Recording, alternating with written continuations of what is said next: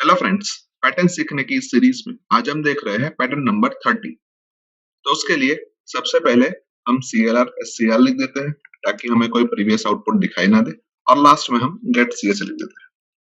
अभी पैटर्न को हम ध्यान से देखें तो उसके अंदर टोटल 9 रोज है और हर एक रो के अंदर डिफरेंट नंबर ऑफ स्टार हमें प्रिंट करवाने हैं।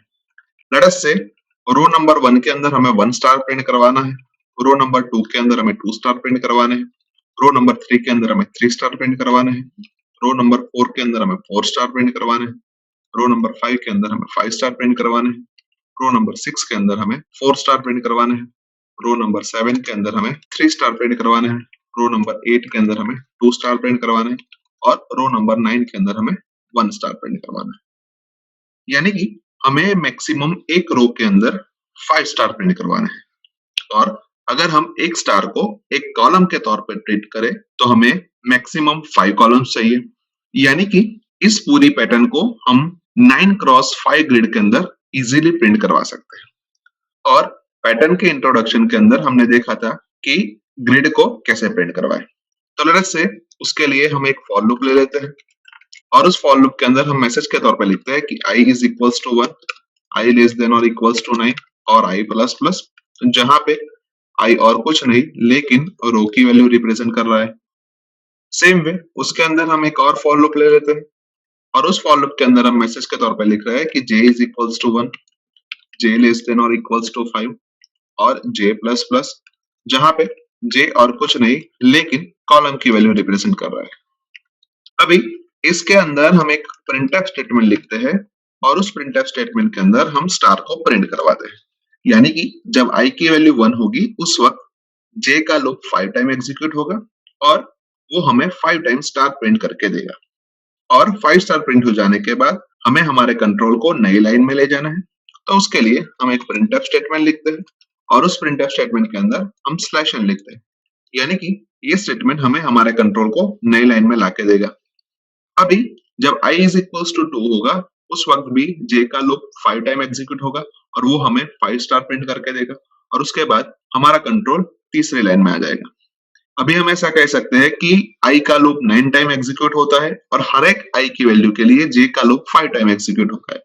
यानी हमें 9x5 ग्रिड के अंदर सभी जगह पे स्टार प्रिंट होके मिलेंगे। नाउ हमने लूप के अंदर i और j नाम के दो वेरिएबल का यूज किया है लेकिन उसको हमने ऊपर डिक्लेयर नहीं किया। तो लेट अस से हम उसको ऊपर डिक्लेयर कर देते हैं कि integer i as well as j, and then program को टेस्ट कर देते हैं। तो हमें हमारी डिजायर पैटर्न 9x5 ग्रिड के अंदर प्रिंट होके मिल रही है, जो कि परफेक्टली सही है। पर पैटर्न को हम ध्यान से देखें तो उसके अंदर कई जगह पे हमें स्पेस को भी प्रिंट करवाना है। तो लेट अस से उसके लिए हमें प्रोग्राम को फिर से एक बार एनालाइज करना पड़ेगा। सो अभी हमने देखा कि रो की वैल्यू हम i से रिप्रेजेंट कर रहे हैं और कॉलम की वैल्यू हम j से रिप्रेजेंट कर रहे हैं, और पर्टिकुलर i को हम ध्यान से देखें तो उसकी कुछ j की वैल्यू के लिए हमें स्टार प्रिंट करवाना है और कुछ j की वैल्यू के लिए हमें स्पेस प्रिंट करवानी है। तो लेट अस से हम चेक कर लेते हैं कि j की कौन सी वैल्यू के लिए हमें स्टार प्रिंट करवाना है और कौन सी वैल्यू के लिए हमें स्पेस प्रिंट करवानी है। तो जब i इक्वल्स टू 1 हो उस वक्त j इज इक्वल्स टू 1 हो तब हमें स्टार प्रिंट करवाना है, अदरवाइज हमें स्पेस प्रिंट करवानी है। i की वैल्यू 2 हो उस वक्त j की वैल्यू 1 एज वेल एज 2 हो तब हमें स्टार प्रिंट करवाना है, अदरवाइज हमें स्पेस प्रिंट करवानी है। i की वैल्यू 3 हो उस वक्त j की वैल्यू 1 2 एंड 3 के लिए हमें स्टार प्रिंट करवाना है, अदरवाइज हमें स्पेस प्रिंट करवानी है। i की वैल्यू 4 हो उस वक्त j की वैल्यू 1 2 3 एंड 4 के लिए हमें स्टार प्रिंट करवाना है, अदरवाइज हमें स्पेस प्रिंट करवानी है। i की वैल्यू 5 हो उस वक्त j की वैल्यू 1 2 3 4 एंड 5 के लिए हमें स्टार प्रिंट करवाना है, अदरवाइज हमें स्पेस प्रिंट करवानी है। i की वैल्यू 6 हो उस वक्त j की वैल्यू 1 2 3 एंड 4 हो तब हमें स्टार प्रिंट करवाना है, अदरवाइज हमें स्पेस प्रिंट करवानी है।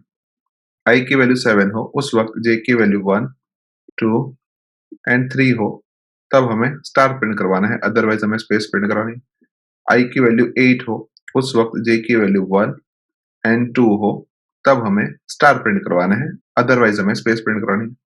और i की वैल्यू 9 हो तब हमें j की वैल्यू 1 के लिए स्टार प्रिंट करवाना है, अदरवाइज हमें स्पेस प्रिंट करवानी है। यानी कि हम यहाँ पे ऐसा भी कह सकते हैं कि जब j की वैल्यू 1 या 1 से छोटी हो तब हमें स्टार प्रिंट करवाना है, अदरवाइज हमें स्पेस प्रिंट करवानी है। I is equals to 2 के लिए हम ऐसा कह सकते हैं कि j की वैल्यू 2 या 2 से छोटी हो तब हमें स्टार प्रिंट करवाना है, अदरवाइज हमें स्पेस प्रिंट करवानी है। I is equals to 3 के लिए हम ऐसा कह सकते हैं कि j की वैल्यू 3 या 3 से छोटी हो तब हमें स्टार प्रिंट करवाना है, अदरवाइज हमें स्पेस प्रिंट करवानी है। I is equals to 4 के लिए j की वैल्यू 4 या 4 से छोटी हो तब हमें स्टार प्रिंट करवाना है, अदरवाइज हमें स्पेस प्रिंट करवानी है। I is equals to 5 के लिए j की वैल्यू 5 या 5 से छोटी हो तब हमें स्टार प्रिंट करवाना है, अदरवाइज हमें स्पेस प्रिंट करवानी है। I की वैल्यू 6 के लिए j की वैल्यू 4 या 4 से छोटी हो तब हमें स्टार प्रिंट करवाना है, अदरवाइज हमें स्पेस प्रिंट करवानी है। I is equals to 7 के लिए j की वैल्यू 3 या 3 से छोटी हो तब हमें स्टार प्रिंट करवाना है, अदरवाइज हमें स्पेस प्रिंट करवानी है। I की वैल्यू 8 हो तब हमें j की वैल्यू 2 या 2 से छोटी हो तब हमें स्टार प्रिंट करवाना है, अदरवाइज हमें स्पेस प्रिंट करवानी है। और I की वैल्यू 9 हो उस वक्त j की वैल्यू 1 या 1 से छोटी हो तब हमें स्टार प्रिंट करवाना है, अदरवाइज हमें स्पेस प्रिंट करवाना है। यानी कि इन सारे स्टेटमेंट को अगर हम कॉमनली लिखना चाहे तो हम कुछ ऐसा लिख सकते हैं कि j लेस देन और इक्वल्स टू x। अभी ये x की value I is equals to 5 तक बढ़ती जा रही है और उसके बाद घटती जा रही है। तो लेट अस से हम एक और बार I और x की वैल्यू को इवैल्यूएट करना चाहे तो I इज इक्वल्स टू 1 के लिए x की वैल्यू 1, I इक्वल्स टू 2 के लिए x की value 2, I is equals to 3 के लिए x की value 3, I is equals to 4 के लिए x की value 4, I is equals to 5 के लिए x की value 5, I is equals to 6 के लिए x की value 4, I is equals to 7 के लिए x की value 3, I is equals to 8 के लिए x की वैल्यू 2 और I इज इक्वल्स टू 9 के लिए x की वैल्यू 1।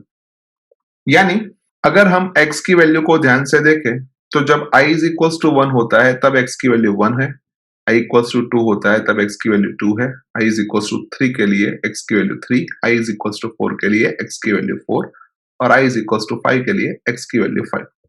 यानी कि हम यहाँ पे कुछ ऐसा लिख सकते हैं कि x is equals to I, यानी आगे जो इक्वेशन लिखा था कि j लेस देन और इक्वल्स टू x, वहां पे हम x की वैल्यू I से रिप्लेस करें तो भी हमारे प्रोग्रामिंग लॉजिक में कोई फर्क नहीं पड़ता।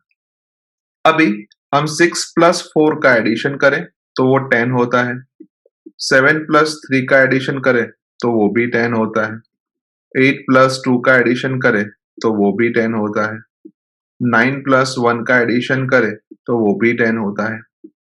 यानी कि इन चार स्टेटमेंट के लिए हम कुछ ऐसा लिख सकते हैं कि x और I का एडिशन 10 होता है और अगर हम x की वैल्यू को डिराइव करें तो x की वैल्यू 10 माइनस I होती है। यानी आगे वाला इक्वेशन अगर हम यहाँ पे लिखना चाहे तो हम कुछ ऐसा लिख सकते हैं कि j लेस देन और इक्वल्स टू 10 माइनस I। अभी हमने यहाँ पे दो फॉर लूप लिखे थे जिसमें से पहला फॉर लूप I यानी कि रो के लिए था और दूसरा फॉर लूप j यानी कि कॉलम के लिए था और दूसरे फॉर लूप के अंदर हमने एक प्रिंटफ स्टेटमेंट लिखा था और उस प्रिंटफ स्टेटमेंट के अंदर हमने स्टार को प्रिंट करवाया था। लेकिन हमने अभी अभी दो कंडीशन आइडेंटिफाई की, j लेस देन और इक्वल्स टू I या फिर j लेस देन और इक्वल्स टू 10 माइनस I।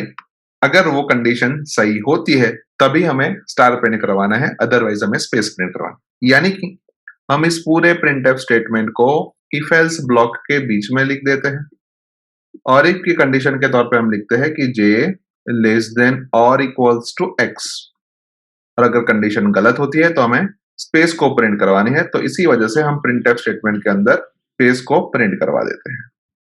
अभी हमने देखा कि I की वैल्यू जब तक 5 होती है तब तक x की वैल्यू और I की वैल्यू बराबर होती है, अदरवाइज x की वैल्यू 10 माइनस I के बराबर होती है। यानी कि j वाले फॉर लूप के पहले हम चेक कर लेते हैं कि अगर I की वैल्यू 5 या 5 से छोटी होए तब तक हमें x की वैल्यू के अंदर I की वैल्यू स्टोर करवानी है, अदरवाइज हमें x की वैल्यू के अंदर 10 माइनस आई की वैल्यू स्टोर करवानी है।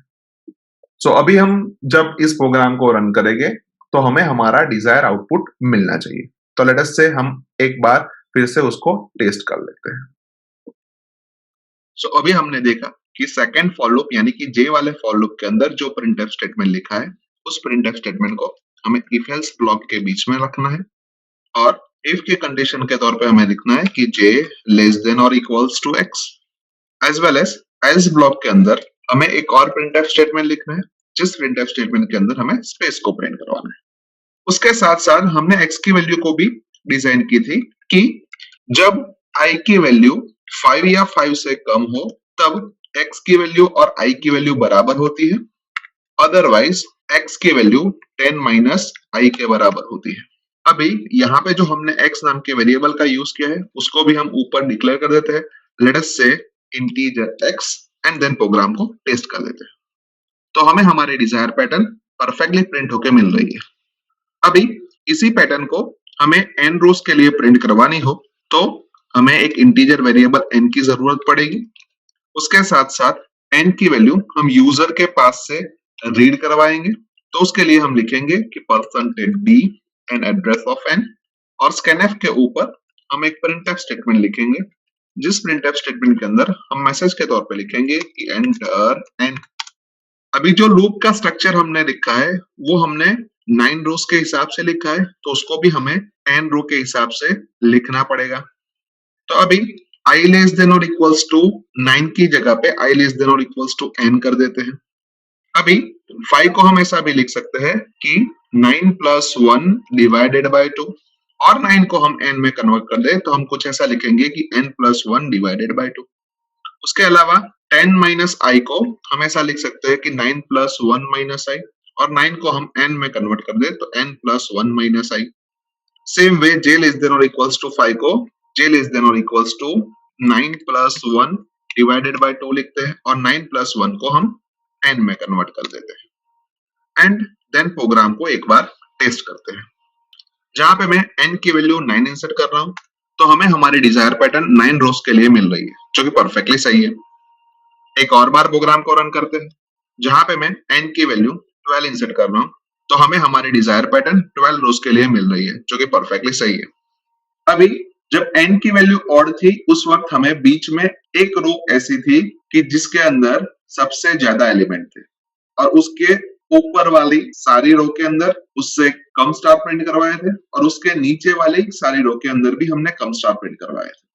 अभी यहाँ पे n की वैल्यू इवन है तो बीच की दो रो ऐसी हमें मिलती है कि जहां पे सबसे ज्यादा स्टार प्रिंट करवाया है और वो दो रो की पहले वाली सारी रो के अंदर कम स्टार है एज वेल एज उसके बाद वाली सारी रो के अंदर भी कम स्टार है। यानी कि n जब इवन होता है तब हमें दो रो के अंदर मैक्सिमम स्टार मिलते हैं और n जब ऑड होता है तब हमें एक रो के अंदर मैक्सिमम स्टार मिलते हैं।